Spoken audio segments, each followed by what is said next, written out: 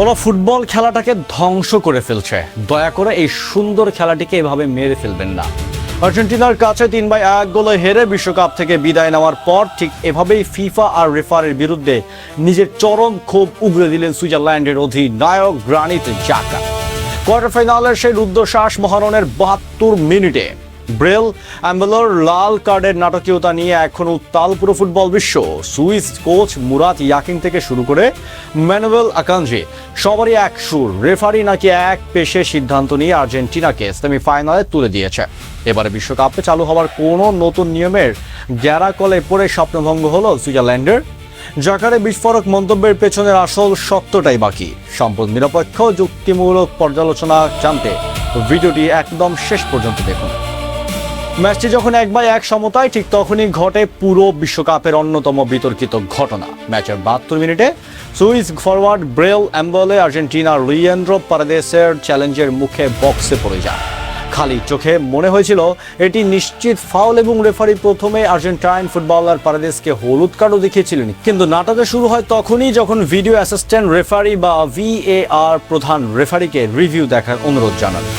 এবারে বিশ্বকাপে চালু হওয়ার রেফারি ফিফার নতুন নিয়ম অনুযায়ী কোনো খেলোয়াড়কে যদি কার্ড দেওয়া হয়, কিন্তু ফাউলটি যদি আসলে প্রতিপক্ষ খেলোয়াড় করে থাকে বা ফাউলের কোনো অস্তিত্বই না থাকে, তবে রেফারি মাঠের সিদ্ধান্ত পরিবর্তন করতে পারেন।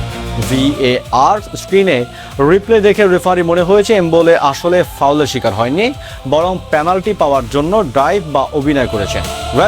রেফারি পারাদেসের হলুদ কার্ড বাতিল করে উল্টো অ্যাম্বোলোকে দ্বিতীয় হলুদ কার্ড তথা লাল কার্ড দেখিয়ে মাঠ থেকে বের করে দেন। আর এই একটা সিদ্ধান্তে পুরো ম্যাচের মোড় ঘুরিয়ে দেয়। 10 জনের দলে পরিণত হওয়ার পর সুইজারল্যান্ড ম্যাচের নিয়ন্ত্রণ হারিয়ে ফেলে, যার ফলে ম্যাচ শেষে ক্ষোভে ফেটে পড়ে পুরো সুইস শিবির। ডিফেন্ডার ম্যানুয়েল আকাঞ্জি সরাসরি রেফারিংকে এক পেশে দাবি করে বলেন, প্রতিটা ছোটখাটো সিদ্ধান্ত আমাদের বিপক্ষে গেছে। আমার ক্যারিয়ারে এমন এক পেশে ম্যাচ আমি কখনো খেলিনি। অন্যদিকে সুইস মিডফিল্ডার রেমো ফ্রয়লার ফিফার কাছে এসে স্পষ্ট ব্যাখ্যা দিয়ে করেছেন। তিনি বলেন, ওই সিদ্ধান্তের আগ পর্যন্ত তারা দুর্দান্ত খেলেছিলেন এবং সমতায় ফেরার পর ম্যাচের নিয়ন্ত্রণ তাদের হাতেই ছিল। কোচ মুরাত ইয়াকিন এবং রেফারিংকে স্রেফ নির্বোধ বলে আখ্যা দিয়েছেন। কোচ ইয়াকিনের যুক্তিটি যদি আমরা লক্ষ্য করি, তার মতে ওই পরিস্থিতিতে রেফারি আর্জেন্টাইন খেলোয়াড় পারাদেসকে হলুদ কার্ড দেখানোরই কোনো দরকার ছিল না। রেফারি প্রথমে নিজে ভুল সিদ্ধান্ত নিয়ে পারাদেসকে কার্ড দেন এবং পরে নিজের সেই ভুল সংশোধন করতে গিয়ে উল্টো সুইজারল্যান্ডকে লাল কার্ডের মতো বড় শাস্তি দিলেন। ইয়াকিনের মতে এটি ফুটবলারদের মানসিকতা এবং ম্যাচের ছন্দকে পুরোপুরি নষ্ট করে দিয়েছে। তবে বিদায় বেলায় নিজের দলকে নিয়ে গর্ব করে তিনি বলেন, 10 জন নিয়েও যেভাবে লড়েছে ওরাই তার চোখের আসল নায়ক। সবচেয়ে বড় বোমাটি ফাটিয়েছেন সুইস অধিনায়ক গ্রানিট জাকা। মাঠের ভেতর এবং বাইরে সবসময় আগ্রাসী জাকা সরাসরি ফুটবলের আধুনিক নিয়ম ও প্রযুক্তির অতিরিক্ত ব্যবহারকে কাঠগড়ায় দাঁড় করিয়েছেন। জাকা বলেন, নিয়ম তো নিয়মই, সেটা আমরা বদলাতে পারবো না। তবে আমার স্পষ্ট মতামত, এমন সব যান্ত্রিক অস্পষ্ট সিদ্ধান্তের মাধ্যমে ওরা ফুটবল খেলাটা আসল রোমাঞ্চ ধ্বংস করে ফেলছে। আমি আপনাদের কাছে আবেদন জানাচ্ছি, দয়া করে এই সুন্দর খেলাটাকে এভাবে মেরে ফেলবেন না। জাকার এই বার্তার গভীরতা অনেক। আধুনিক ফুটবলে VAR এর অতিরিক্ত হস্তক্ষেপ এবং প্রতি ম্যাচে সূক্ষ্ম নিয়মের গড়াকলে পড়ে ফুটবলের স্বাভাবিক গতি নষ্ট হচ্ছে, এমন অভিযোগ কিন্তু অনেক ফুটবল বিশেষজ্ঞরই। তবে সমস্ত বিতর্ক একদিকে আর মাঠের লড়াই অন্যদিকে। 10 জনের সুইজারল্যান্ড 112 মিনিট পর্যন্ত বুক চিতিয়ে লড়লেও শেষ পর্যন্ত আর্জেন্টিনার আক্রমণ ভাগের কাছে পরাস্ত হয়।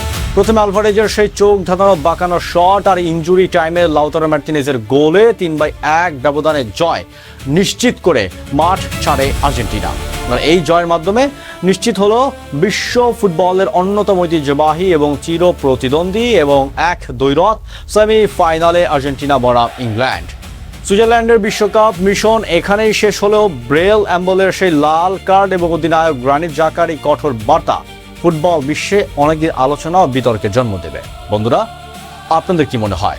সুইস অধিনায়ক জাকার মন্তব্যের সাথে আপনি কি একমত? VAR এর এই নতুন নিয়মগুলো কি আসলেই ফুটবলের সৌন্দর্য নষ্ট করছে, নাকি এমবোলোকে দেওয়া লাল কার্ডের সিদ্ধান্তটি একদম সঠিক ছিল? আপনার মূল্যবান মতামত কমেন্ট বক্সে অবশ্যই লিখে জানাবেন। ভিডিওটি ভালো লাগলে লাইক দিন, শেয়ার করুন। ফুটবলের বিশ্বকাপের প্রতিটি রুদ্ধশ্বাস ও বিতর্কিত খবরাখবর সবার আগে পেতে আমাদের পেজটি ফলো দিয়ে চ্যানেলটি সাবস্ক্রাইব করে বেল আইকনটি অন করে সাথেই থাকুন। ধন্যবাদ।